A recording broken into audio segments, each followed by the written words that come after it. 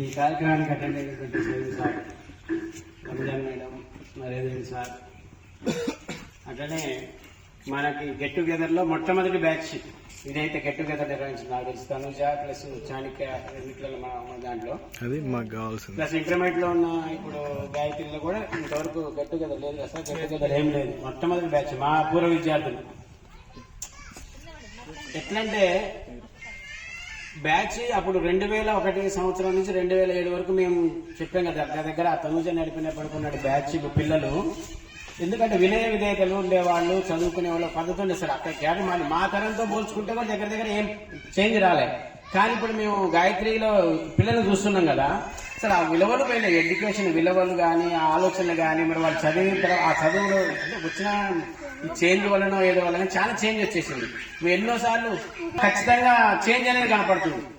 మీ తరము చాలా మంచి తరం. మాతో పోల్చుకుంటే మేము ఎట్లయితే గురువులని గౌరవించడం, లేదా చెప్పిన మాట వినటము, ఈ విధంగా ఎట్లయితే ఉందో మీరున్నారు. ఇప్పుడు మేము ఎన్నోసార్లు అనుకున్నాం 2015-16 బ్యాచ్ లో చూసి అసలు పిల్లలు ఏంది ఇట్లా తయారైపోయారు, మేము ఇంతకుముందు ఇట్లా విధంగా ఉంటే చదువు చెప్పలేము, ఈ విధంగా అనుకున్నాం.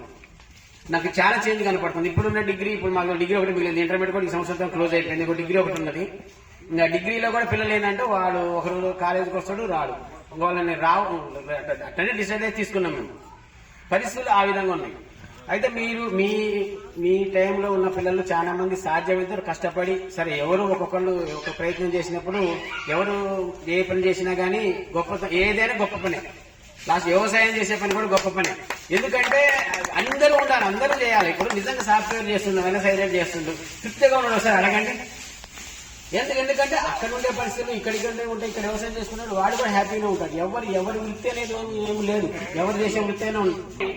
ఏదైనా కానీ ఉపాధ్యాయ వృత్తిలో ఉంటే మాత్రం చాలా గర్వపడతా. ఎందుకంటే ఖచ్చితంగా వీళ్ళందరూ మా పిల్లల్లాగానే భావించగలుగుతారు. ఎంతమంది పిల్లలు, వీళ్ళందరి పిల్లలు మీరు ఎంత సాధిస్తే మాకంత హ్యాపీ మీరు అనుకుంటారేం కానీ, నా కన్న పిల్లలు పలకరింపులే మిగిలింది. ఒక తండ్రికి పుట్టిన 2 పిల్లలకు కూడా పలకరింపులే మిగిలింది. మీరు అన్నదమ్ములు ఉంటారే మిగులుతాయి. కాదు, మాకున్న గొప్పతనం ఏంటంటే, ఈ ఉపాధ్యాయులుగా మాకున్నటువంటి గొప్పతనం ఏంటంటే, మీ అందరూ మా సొంత పిల్లలతో సమానం. ఈ రాజేష్ సీఏ చేస్తున్నాడు, ఇట్లా చేస్తున్నాడు, వీళ్ళు అంటే హ్యాపీగా ఉంటారు. మాకు మీకు ఇంతమంది కూడా నేను చెప్పేవాడిని, పేరుల పట్ల కూడా చెప్పేవాడిని, మాకు మీరు ఏం చేసినా కానీ హ్యాపీ. ఎందుకంటే నా బిడ్డ అయినా, నా సొంత బిడ్డ అయినా పెళ్లి అయిపోయిన తర్వాత నేను చుట్టానే, నా కొడుకైనా చుట్టానే. ఎందుకంటే నా దగ్గర ఒక జేబులోంచి నా కొడుకైనా తీసుకోగలుగుతుంటే అది అంతే. కాబట్టి మాకు మీరందరూ పిల్లలే. ఈ బ్యాచ్ లో మంచి నెంబర్ 1 పిల్లలు ఉన్నారు. నేను ఇంతకుముందు కూడా క్లోజ్ ఎక్కువ ఉండకపోయేవాడిని. ఎందుకంటే తండ్రి పాత్ర పోసి పిల్లలు దారిలో ఉండరు. నేను ఆ విధంగా ఉండేవాడిని. ఎందుకు ఉండేవాడిని అంటే నా మనస్తత్వం అంతే. ఏది నడవాలో నాకు ఎప్పుడు చూస్తారు. ఇప్పుడు పిల్లలుగా అంటాగానే పిల్లలుగా కాదు, మీ వెనక ఉన్న తల్లిదండ్రులు కనపడుతుంది నాకు. ఎందుకంటే పిల్లలకి ఏం ప్రామిస్ చేసి తీసుకొచ్చాం, ఆ ప్రామిస్ నిలబెట్టుకోవాలంటే మీతో నేను కఠినంగా ఉండాలి. ఉన్నప్పుడే మన మాట వింటారు. ఏ టీచర్ అయినా కానీ ఏదైనా సరే, ఆ టైంలో మేము ఏదన్నా ఒక్కోసారి ఒకరు తప్పు చేస్తారు, వచ్చి ఒకరిని తిడతాం, జరుగుతాయి. ఎందుకంటే మేము చూడలేం కదా. ఆ విధమైన పొరపాటు మేము చేసుంటే మమ్మల్ని అయితే మన్నించేటప్పుడు. కాకపోతే ఏదైనా మీ మంచి కోసమే, ఏదైనా మీ మంచి కోసమే.